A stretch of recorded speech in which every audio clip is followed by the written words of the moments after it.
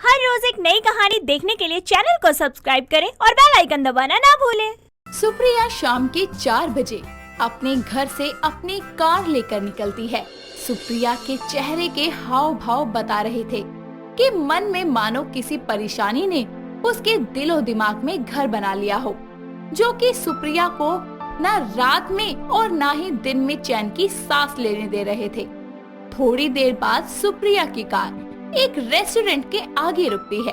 सुप्रिया उस रेस्टोरेंट में जाती है और जाके एक सोफे पर बैठकर किसी के आने का इंतजार करने लगती है।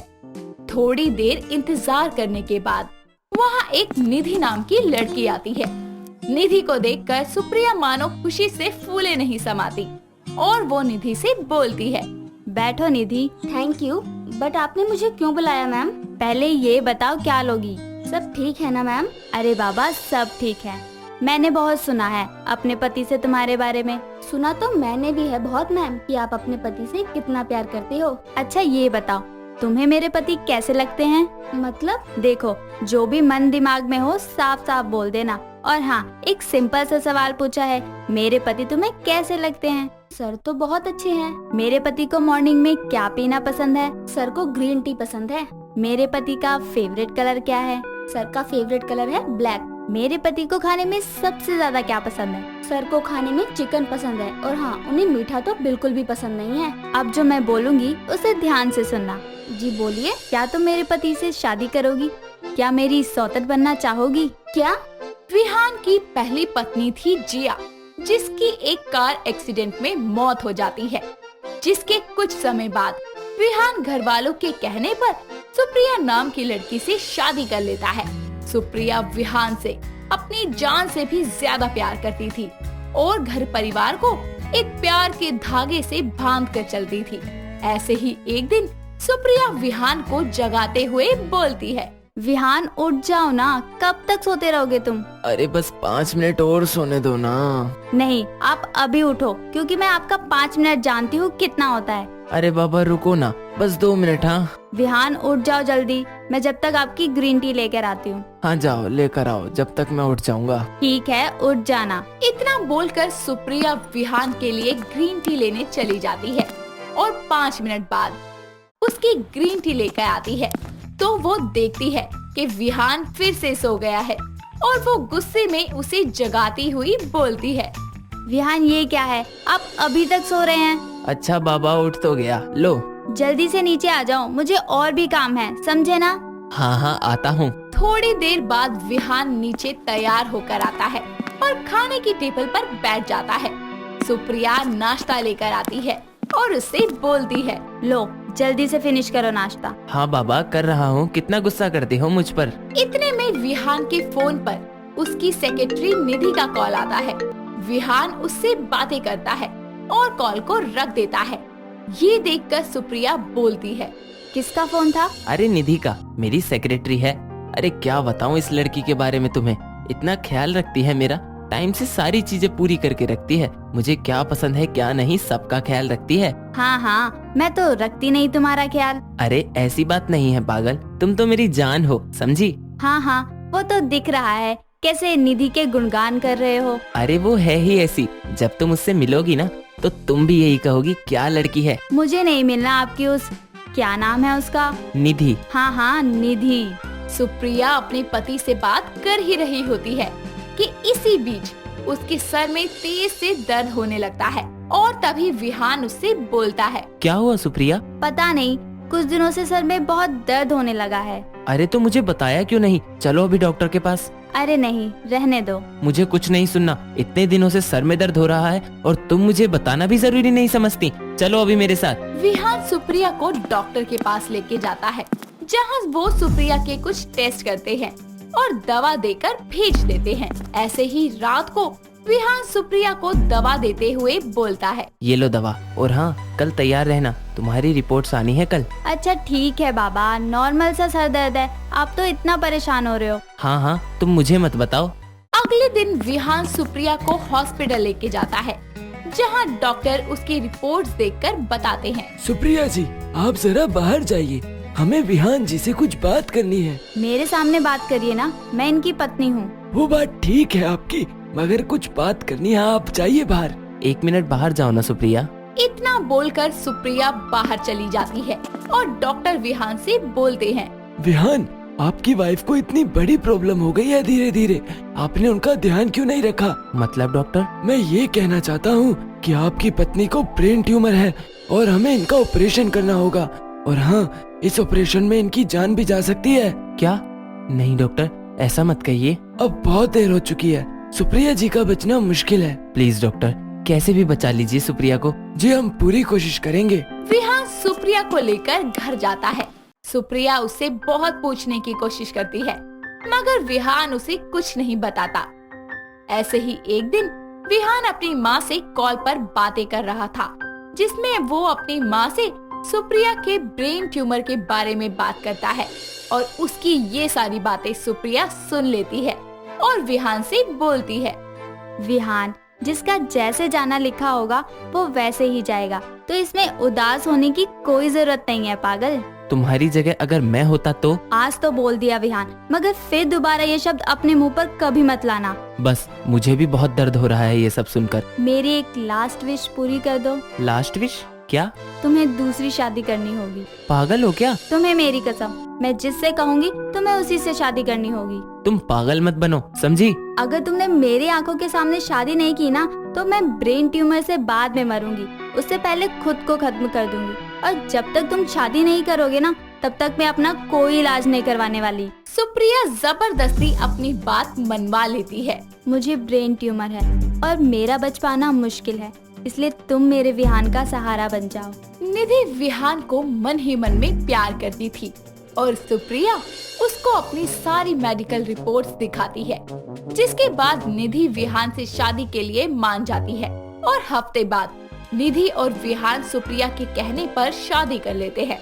शादी के बाद एक दिन सुप्रिया के सर में बहुत तेज दर्द होता है। विहान उसे हॉस्पिटल लेके जाता है, जहां डॉक्टर उसका ऑपरेशन करते हैं और सुप्रिया इससे नहीं बच पाती और हमेशा के लिए इस दुनिया को छोड़ के अलविदा कह देती है, जिसके बाद निधि विहान का ध्यान रखती है। पर विहान कभी भी उसे अपनी पत्नी होने का दर्जा नहीं दे पाता। सुप्रिया उसकी जिंदगी से तो चली जाती है, लेकिन उसके दिलो दिमाग में हमेशा जिंदा रहती है। रश्मि एक बहुत ही खूबसूरत लड़की थी। उसे देखकर हर कोई उसका दीवाना बन जाया करता। रश्मि को शॉर्ट्स पहनने का बहुत शौक था। फिर एक दिन रश्मि के लिए एक बहुत ही अच्छे सिद्धार्थ नाम के लड़के का रिश्ता आता है, जिसे वेस्टर्न कल्चर कुछ खास पसंद नहीं था। सिद्धार्थ के और रश्मि के पिता पहले से ही दोस्त थे और कुछ ही दिनों के बाद वो लोग रश्मि को देखने उसके घर आते हैं। तभी विजय कुमार रश्मि के पिता अजब सिंह से कहते हैं, अरे भाई साहब, सिर्फ खाने और बातों से ही हमारा दिल खुश कर देंगे क्या? बेटी तो दिखाइए अपनी। जी जरूर, अभी बुलवाते हैं। अरे सुनती हो, जरा रश्मि को लेकर तो आना। जी अभी लेकर आती हूँ। कल्पना रश्मि को शरीफ लड़कियों की तरह तैयार होने के लिए समझाती रहती है, लेकिन रश्मि अपनी माँ की एक बात नहीं सुनती और वो मेहमानों के सामने शॉर्ट्स पहनकर ही जाने की जिद पकड़कर बैठ जाती है। फिर कल्पना उसे लेकर उनके सामने चले जाती है। वो लोग उसे देखकर अजब सिंह से कहती हैं, भाई साहब, ये मॉडल जैसी दिखने वाली लड़की कौन है? जी ये है मेरी बेटी। क्या बात है भाई साहब, बहुत ही अच्छी बेटी पैदा की है आपने। ये तो सब भगवान की कृपा है। इसके बाद वो दोनों अकेले बात करने के लिए बाहर चले जाते हैं। सिद्धार्थ उससे कहता है, आपको वेस्टर्न कल्चर कुछ ज्यादा ही पसंद है शायद। जी हाँ, माँ ने तो मुझे बोला था कि आज मैं इंडियन कपड़े पहनूं, लेकिन मैं आप लोगों से कुछ छुपाना नहीं चाहती थी, इसीलिए मैंने ये शॉर्ट्स पहने हैं। तो शादी के बाद तो आप इंडियन ही पहनेंगी ना? नो वे, साड़ी और मैं कभी भी नहीं। मैं ये साड़ी पहनकर अपनी सारी जिंदगी तो नहीं बिता सकती ना। ओह, तो सॉरी मैम, मैं ऐसी लड़की चाहता हूँ जो संस्कारी हो, जिसे तमीज और तहजीब दोनों का मतलब पता हो। इस सब के बाद सिद्धार्थ अपने पेरेंट्स के साथ वहाँ से चला जाता है और रश्मि के शॉर्ट्स पहनने की वजह से वो शादी से मना कर देता है, लेकिन अपने पापा की दोस्ती की वजह से उसे हाँ कहना ही पड़ता है। जिसके बाद कुछ ही दिनों में उन दोनों की धूमधाम से शादी हो जाती है।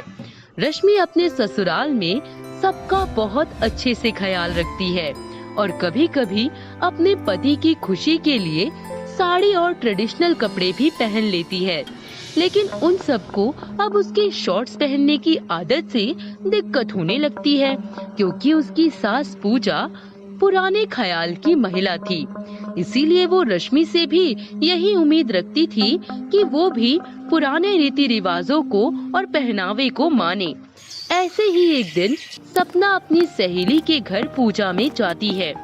अपने साथ रश्मि को भी वो वहाँ ले जाती है।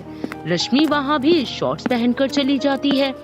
सपना की सहेलियाँ रश्मि को देखकर चौंक जाती हैं। फिर वो सपना से कहती हैं, अरे सपना, ये तू किसे लेकर आई है? अरे बड़ी ही बेशरम लड़की है ये तो। अरे पूजा में भी इतने छोटे छोटे कपड़े पहनकर आई है। अरे नहीं नहीं सोनाली, ये कोई ऐसी वैसी लड़की नहीं है, ये मेरी बहू है रश्मि। अरे तेरी बहू है तो क्या हुआ? कोई लाज शर्म है या नहीं इसे?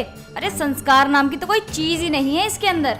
अरे यार तू तो चुप ही नहीं हो रही अब। माँ जी आप 2 मिनट रुकिए, मैं अभी समझाती हूँ इन्हें। अच्छा, तो अब तुम मुझे समझाएगी? जी नहीं, आपको मेरी बात सुननी पड़ेगी और समझनी ही पड़ेगी। अरे आप जैसी औरतों की वजह से ही लड़कियां खुद की मर्जी के कपड़े पहनकर बाहर नहीं निकल सकती। अरे हम मर्दों को क्या दोष दें जब एक औरत ही दूसरी औरत की दुश्मन बनकर बैठी हुई है। बस बेटा चुप हो जा और जाने दे। ऐसे कैसे माँ जी? अगर आज मैं इन लोगों की बातें सुनकर चुप हो गई ना, तो आगे भी लड़कियों के लिए कभी कोई आवाज नहीं उठाई जाएगी और उन्हें हमेशा जलील ही करा जाएगा। अब बस बहुत हो गया सपना, तू अपनी बहू को लेकर यहाँ से चली जा, इससे पहले कि मैं कुछ कर बैठूं। अरे आप क्या हमें निकालेगी? हम यहाँ पर खुद नहीं रुकना चाहते, जहाँ पर लड़कियों की कोई इज्जत ही ना हो। ऐसा कहकर रश्मि और सपना वहाँ से चली जाती हैं। घर पहुंचकर रश्मि उदास अपने कमरे में बैठ जाती है और जब सिद्धार्थ उसे ऐसे देखता है तो अपनी माँ से जाकर बात करता है, जिसके बाद सपना उसे सब बताती है, जिसे सुनकर उसे बहुत गुस्सा आता है और वो तुरंत रश्मि के पास जाकर उससे कहता है, तुम ये सब कुछ जानबूझकर करती हो ना? क्या किया है मैंने? माँ ने बताया मुझे सब। ये सब तुम मुझे परेशान करने के लिए करती हो ना? व्हाट? ये आप बोल रहे हैं? You know, रश्मि, तुम मेरे लिए बिल्कुल गलत लड़की हो।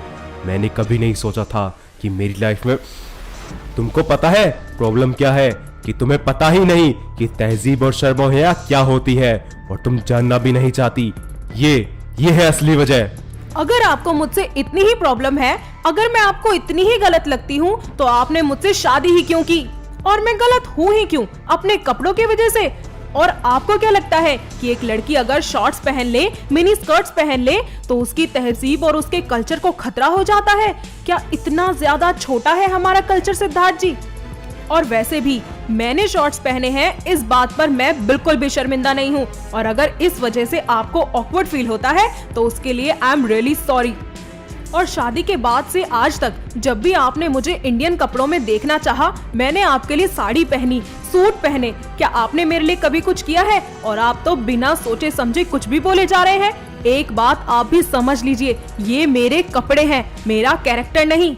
इतना सब सुनने के बाद सिद्धार्थ को अपनी गलती का एहसास होता है और वो रश्मि के लिए खुद एक शॉर्ट ड्रेस लेकर आता है और उसे गिफ्ट करके एक होटल में बुलाता है, जहां उसने रश्मि के लिए एक कैंडल नाइट डिनर का अरेंजमेंट किया होता है।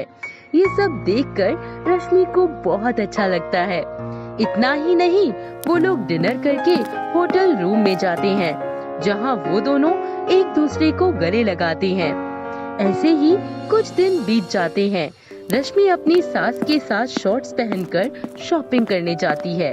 वो दोनों कुछ सामान खरीद ही रही होती हैं कि 2 लड़के उनके पास आ जाते हैं और रश्मि को टच करने की कोशिश करते हैं। रश्मि उसके हाथ को पीछे की तरफ झटक कर उससे कहती है, ये क्या बदतमीजी है? अरे आप तो गुस्सा हो गई, सॉरी, माफ कर दीजिए। भाई ये क्या कर दिया तूने? इतनी जोर से दबाने की क्या जरूरत थी? अब देख रहे हो ना, उन्हें दर्द हो रहा है। अरे तुम्हें इतनी भी तमीज नहीं है कि कोई लड़की अगर बाहर कुछ खरीदने आई है तो उसे शांति से सामान ले दो, लेकिन नहीं, तुम्हें तो उस लड़की को छेड़ना है, उसे परेशान करना है। अरे शर्म आनी चाहिए तुम लोगों को। ज्यादा जुबान चलाने की जरूरत नहीं है। एक तो इतने छोटे कपड़े पहनकर हमारे दिलों में आग लगाती हो, फिर ऊपर से इतना इतरा कर दिखा रही हो। तुम लोगों के घर में माँ और बहनों के साथ ऐसे ही सलूक किया जाता है क्या? ए बुढ़िया, ज्यादा मत बोल वरना यही तेरी कब्र खोद दूंगा। तू खोदेगा मेरी माँ जी की कब्र? तू अभी रुक, अभी बताती हूँ तुझे कि आखिर मैं क्या क्या कर सकती हूँ। क्या करेगी तू? बहुत ऊपर तक पहुँच है हमारी। अच्छा 2 मिनट रुक, अभी दिखाती हूँ तुझे कि मेरी कहाँ तक पहुँच है। हेलो कमिश्नर साहब। कमिश्नर का नाम सुनते ही दोनों मनचले वहाँ से रफू चक्कर हो जाती हैं और दोनों सास बहू सही सलामत घर लौट जाती हैं। ये सारी बात जब सपना अपने पति और बेटे को बताती है तो उन्हें भी रश्मि पर नाज होता है। इतना ही नहीं, अब उसके ससुराल में कोई भी उसे शॉर्ट्स पहनने से रोकता नहीं है, लेकिन धीरे धीरे वो खुद ही शॉर्ट्स पहनना कम कर देती है और फिर सब मिलकर खुशी खुशी रहने लगते हैं। दोस्तों, अगर आपको ये कहानी पसंद आई तो इसे लाइक करें, शेयर करें और कमेंट करके बताएं कि कहानी में आपको सबसे अच्छा क्या लगा।